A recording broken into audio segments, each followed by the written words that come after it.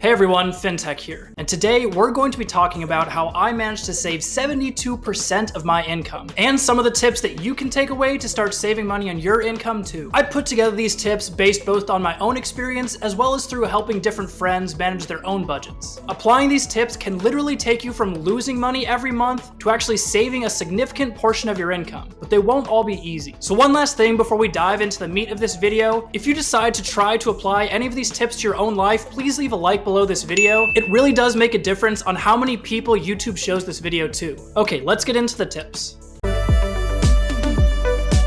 My number one way to start saving more money is to reduce your required monthly expenses. This could be anything from your rent to your mortgage to your utilities, anything that you have to pay every single month. The first part of this is focusing on your rent. Ideally, you would keep your rent below 25% of your income at all times. Now, this might not be practical depending on where you live. For example, if you're in New York City or San Francisco, the cost of living there is a lot higher. In the case that you do live in one of these more expensive cities, you have to ask yourself the difficult question: can I actually afford to live here?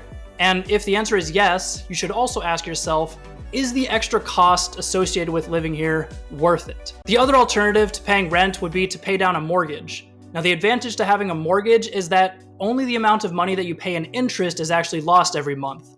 And then the rest of the money goes toward equity, which you actually keep. The only problem with mortgages is lenders tend to allow you to take out a lot more money than you actually need to buy a home. So if you take out the max that a lender approves you for, chances are you're going to end up spending more on housing than you really want to. So make sure that you follow the rule that no more than 25% of your income goes toward your housing expenses, even if you do take out a mortgage. Now, the exception to this could be if you take out a larger mortgage, so you could buy a duplex or a triplex. In that case, you could rent out the other units to help pay for your own unit, basically allowing you to live for free. This is something known as house hacking. Outside of accommodations, another recurring expense which pretty much everyone has to pay is utilities.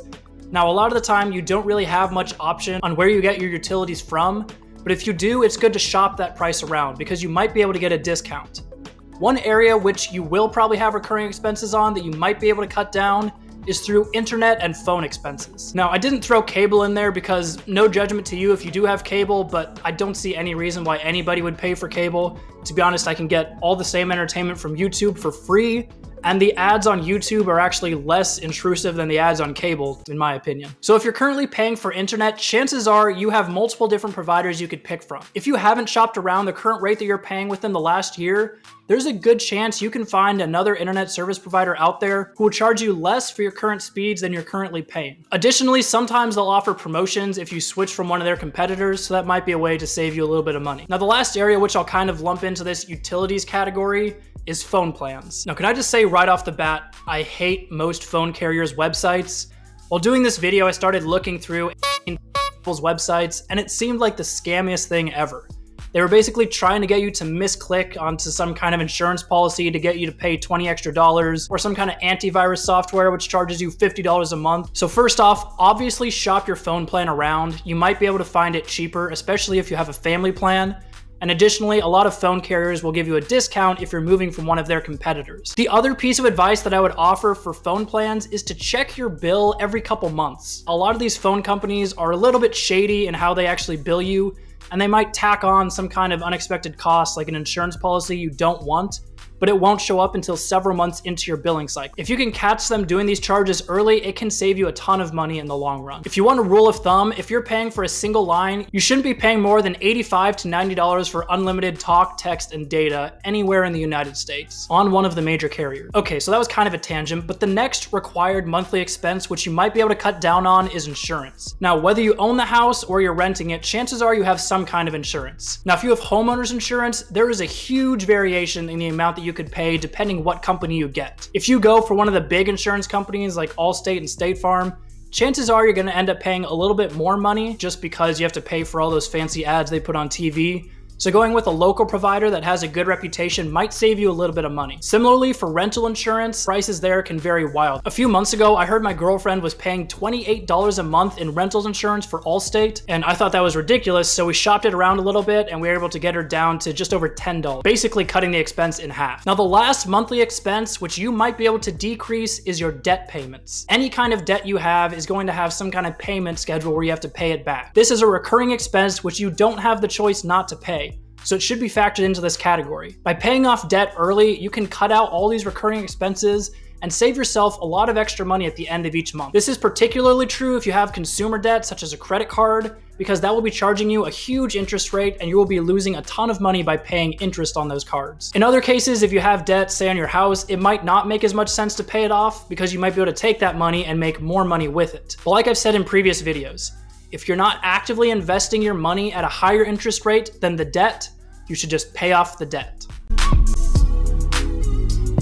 My next tip for saving money is to automate your savings wherever possible. Before you even see the money from your paycheck, you should have it set up so that some of that money goes off to savings and investments. So for example, if your company offers a 401k plan, that's a good way to automate your savings by having your company invest in that plan for you automatically before you actually receive your paycheck. Additionally, you can set up rules on your checking account where once money comes in, you automatically take a portion of that, let's say 20%, and move it over to a savings account. This is just a psychological trick, but if you look into your checking account and you see that there's a ton of money in there, you might be more inclined to spend more of it versus if you already have all the extra money moved aside to a different account, which you don't look at every day. Now, I walked through step by step how you should save your money into different accounts in my video, How to Become a Millionaire Step by Step, but basically the order was you should first save some money into an emergency fund, then you should move money into a 401k and a Roth IRA, and then any money beyond that, you should move off to a different account where you can use it for other investments. Step 3 is to reduce non-required monthly expenses. And this is where a budget becomes really helpful. This is an area that I think a lot of people overlook. And this could be anything from buying a coffee and breakfast at Starbucks every day, or going out to lunch while you're at work.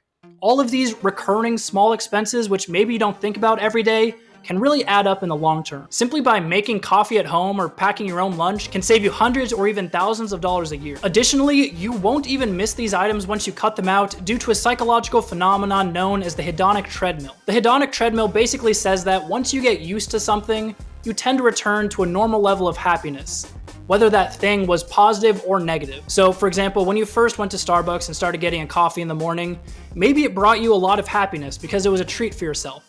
But once you got used to this and it became routine, you're not actually deriving any happiness from that anymore.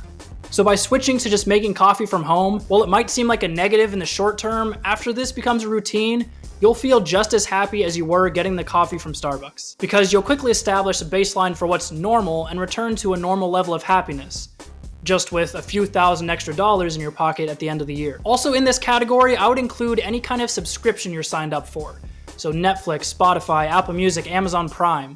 All of these different subscriptions charge you on a monthly basis, and a lot of them do actually offer you really good value for the price. But that's only true if you actually use them. So I would recommend writing down on paper every single subscription that you have. Each month, go through that piece of paper and ask yourself, did this subscription actually provide me the value that I'm paying for it? How about this subscription? How about this subscription?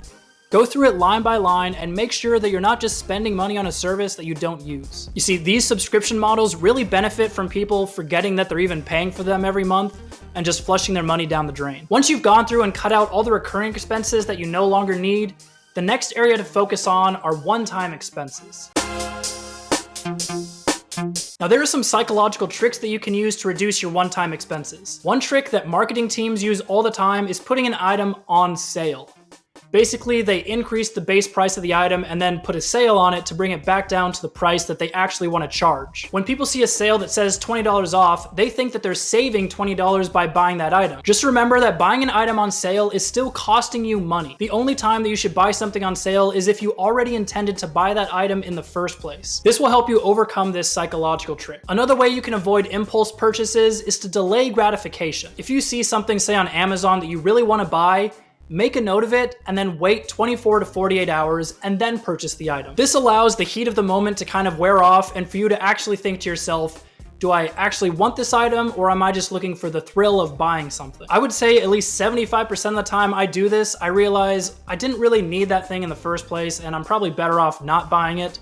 And so I just delete the item from my cart. This will help you avoid buyer's remorse in the future. And my last tip, kind of in this vein, is if you're the kind of person who enjoys shopping for fun, just do the shopping part and not the buying part. What I mean by this is when people go to the store or go online and like to shop around just to kill some time, a lot of the time they get most of the enjoyment from the thought of buying an item more than actually buying the item itself. So if you combine this with what I said earlier, basically if you're shopping for fun, just make a list of all the items that you want to buy and then wait 24 to 48 hours.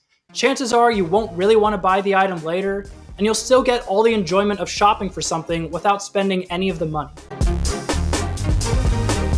My fifth tip for saving money is to think about all of your expenses in terms of the future value of those dollars. So for example, if I go out and I consider spending $50 on a meal, rather than thinking about it in terms of $50 today, I could think, how much money would this $50 be worth if I invested it in the future? For example, if I invested $50 at 9% interest rate compounded over 40 years, that would be worth over $1,500. So then the question becomes, is a $50 meal now worth $1,500 in the future? Again, this is just a different way of thinking about how much items cost, but it can be a useful way to trick yourself into saving a little bit more money. By following these 5 steps, I hope that you too can start saving a greater percentage of your money toward achieving whatever your goals are. Whether that's retiring early, providing for your family, or just finding financial stability. Now I know not everybody is going to be able to save 72% of their income. It at least partially depends on how much money you make. But there are people out there who make 6 figures who don't have any wealth whatsoever because they don't save anything. They have a 0% savings rate. Remember that wealth is not determined by how much money you make. It's determined by how much money you save. With that said, I hope you enjoyed this video. If you did, make sure to leave a like. And if you don't want to miss out on any future videos, make sure to both subscribe and hit the notification bell. I'll see you next time.